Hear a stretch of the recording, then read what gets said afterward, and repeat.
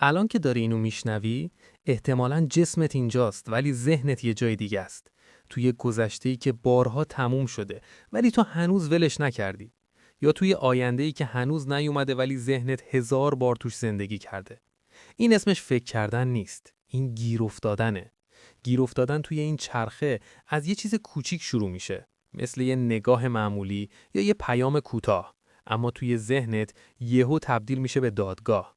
دادگاهی که تو هم قاضی و هم متهم و آخرش کسی که محکوم میشه هم تویی. سناریو پشت سناریو ساخته میشه. با خودت میگی اگه اونجوری میگفتم چی؟ اگه این تصمیمو بگیرم چی؟ اگه نگیرم چی؟ و هر چی بیشتر فکر میکنی این دادگاه شلوغ‌تر میشه.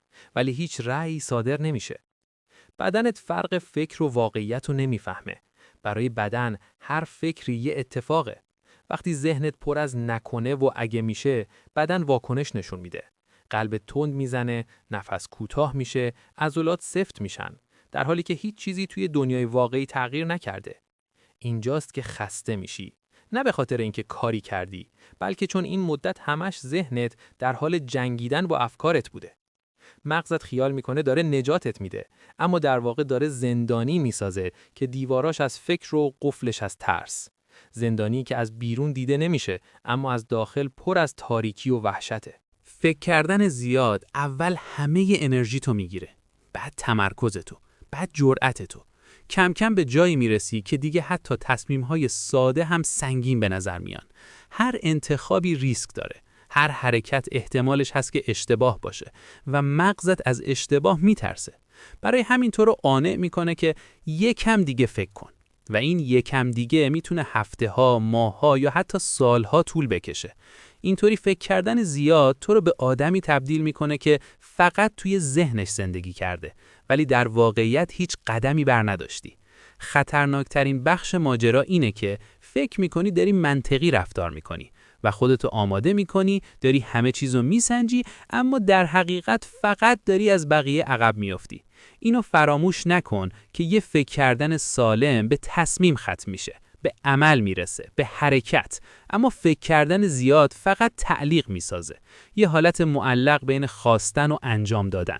اگه ذهنت پر از فکره ولی زندگی جلو نمیره، مشکل از بیفکری نیست، همش از زیاد فکر کردنه. حالا سوال اینه که چی کار میتونی بکنی؟ ذهنت خاموش نمیشه. هرچی بیشتر بخوای ساکتش کنی، بلندتر حرف میزنه. کاری که باید بکنی اینه که جهتش رو عوض کنی. به جای چرخیدن دور سوالهای بیپایانه، بپرس الان چیه؟ الان بهترین قدم ممکن چیه؟ نه بهترین تصمیم عمرت، فقط قدم بعدی. مهم نیست اگه کوچیک، ناقص یا حتی اشتباه باشه. برای فکر کردنت حد بذار. فکر بدون حد مثل زهره. به خودت زمان بده فکر کنی. اما وقتی زمان تموم شد، یا تصمیم نهایی رو بگیر یا رها کن. موندن وسط این دوتا همون جاییه که فکر کردن زیاد یهو ظاهر میشه. افکارتو بریز بیرون، بنویسشون، ضبطشون کن. هر جوری که میتونی از سرت بندازشون بیرون. وقتی افکار توی سرتن، رئیست میشن. وقتی بیرون میان، فقط اطلاعاتن. و یه چیز مهم رو بپذیر. بعضی جوابا فقط بعد از حرکت پیدا میشن، نه قبلش. زندگی دفترچه راهنما نداره. قراره بعضی تصمیما اشتباه باشن. قراره بعضی راهها بنبست از آب در بیان. اما همون اشتباهها و همون بنبستا از 1000 ساعت فکر کردن بهتره و درس زندگی بهت میدن. زندگی با فکر کردن جلو نمیره، با قدم برداشتن جلو میره. تو قرار نیست همه چیزو قبل از شروع بفهمی. قراره توی مسیر بفهمی. اگه قراره از این ویدیو یه چیز یادت بمونه، اینه: یا حرکت میکنی یا ذهنت تا آخر عمر به جای تو زندگی میکنه. انتخاب با خودته.